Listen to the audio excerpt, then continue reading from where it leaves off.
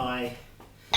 No sooner have I got Camilla to school this morning than I get a phone call from the school secretary to say she's had a little accident and will I fill in a retrospective permission form so that they can put a plaster on her nose. Oh, that'll be her now, excuse me. Come on, Camilla. You're looking a bit pale this morning. You're going to have to tell me all about it. What happened? It was George. I thought George was your best friend, Camilla. Not anymore. Sorry to hear about that. Tell me what happened. It didn't hit you on the nose, did it, Camilla? No, I didn't think so, because George is usually kind and friendly. What happened? He dropped his lunchbox. And you tripped over it and banged your nose. I see. And did you say anything to George? You've got a face like a hippo. Camilla, that probably wasn't very helpful. I know you were upset. You said something else. I'm glad about that, because after that you needed to say something else. What did you say to him? You're clumsy like a baboon. Camilla, it sounds to me like your nose is going to mend up quite quickly, but I think your friendship with George might take a little longer. I know you're upset, but I think you need to go and have a little rest, and then we're going to have a chat about this. Excuse me. It reminds me of a story that Jesus told, one of his parables. You can find it in Matthew chapter 16. When Jesus told stories, he didn't usually give names to his characters, but in this case, we'll call the main character Fred. Now, one day, Fred woke up with a big idea. I'm going to build a hotel, he thought to himself. It's going to be the best hotel in town. I'll build it right there on the top of the cliff, where there's that magnificent view, and the food is going to be really good. The interior design will be the best. Now, whilst Fred had a fantastic idea, he did have a problem as well. And the problem was that he didn't have any money at all, so there was no way he could turn his idea into reality. Unless Fred knew that the king was very rich, and he had heard that he was not only rich but also generous. I wonder, he thought. So he went to the palace and joined the queue.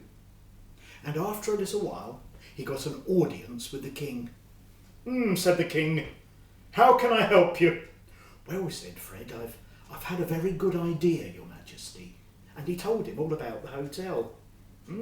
Said the king. We need a new hotel in town. I might even come and stay myself, but why have you come to tell me? Well, said Fred, the truth is, your majesty, I don't have any money to build the hotel with. I wondered whether you would loan it to me. Said the king, looking to his secretary. Do we have money to loan? Yes, said the secretary. Your majesty has a lot of money, and he can do with it as he pleases. All right, said the king. How much money do you want to borrow? Fred breathed hard and said, Your majesty, I'd like to borrow £1 million, please. The king didn't bat an eyelid. All right, he said. I'll lend you the money, but don't forget it's a loan. And after a little while, you'll get a letter to say you must bring the money back to me. Do you understand? Yes, said Fred. And he left the palace very excited. He'd got his £1 million. Work started on the hotel straight away. The foundations were laid, the walls were built, the roof was put on, and people began to stay. I'll be able to pay it back in no time, thought Fred. But then there was the storm. One afternoon, looking out of the hotel, you could see big black clouds building up, and then flashes of lightning and rumbles of thunder coming across the sea from far away. The waves began to build up on the sea, and the wind began to blow, and after a little while, big, fat drops of rain. As the evening fell and darkness came, the storm broke into a hurricane. Very powerful winds began to blow. The wind was lashing down. Lightning and thunder was crashing and rumbling all around. The people inside the hotel could feel the hotel shaking. And then in the middle of the night there was a mighty smash as a wave crashed against the cliff and sent a crack up right underneath the hotel. People grabbed their things and ran outside just in time before the hotel went crashing down the cliff into the sea. The next morning, when Fred came to look at his hotel, there was nothing left at all. Not a single brick. It was all gone. Fred was heartbroken. He thought to himself, what am I going to do? The king's lent me all this money and I can't pay him back a penny. I'm stuck. And a few days later, the letter came from the palace. Please come and see the king.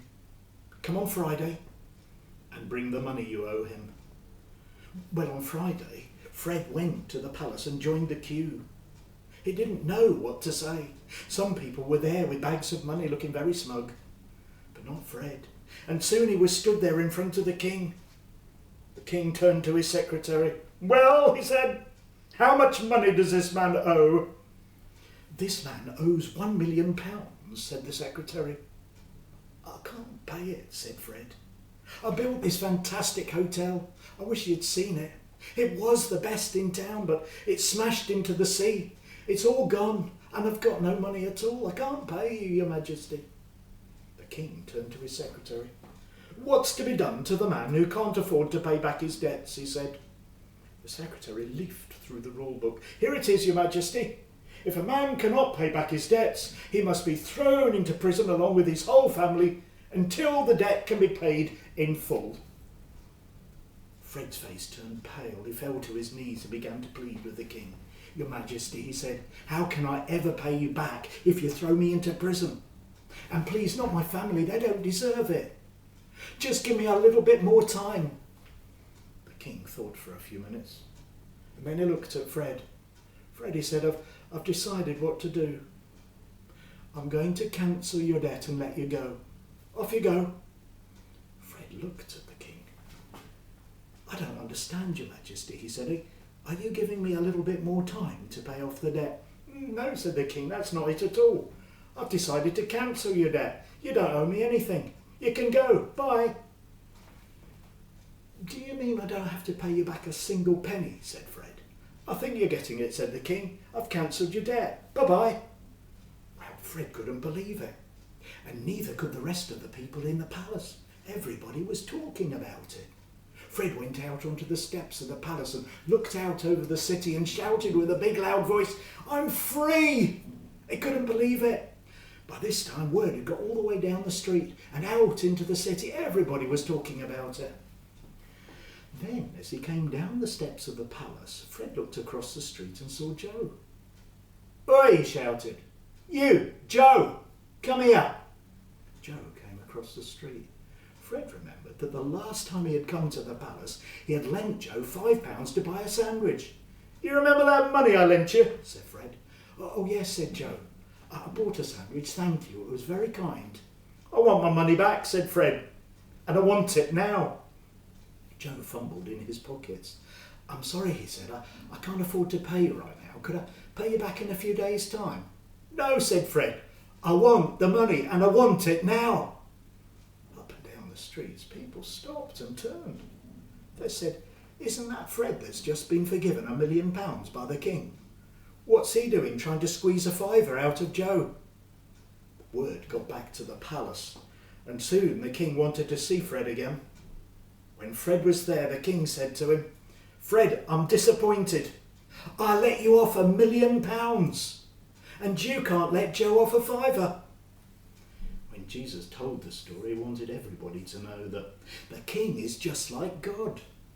When we're sorry, he's ready to forgive us for everything we've ever done, every little or big thing we've ever done in our whole lives. It's like forgiving us £1 million. But God wants us to know that he wants us to forgive people around us as well, to mend those broken friendships. You can't mend a friendship with super glue. So Camilla and I are going to need to talk about finding a few words that might actually mend her friendship with George. I'm sure you could think of a few. Anyway, got to go now.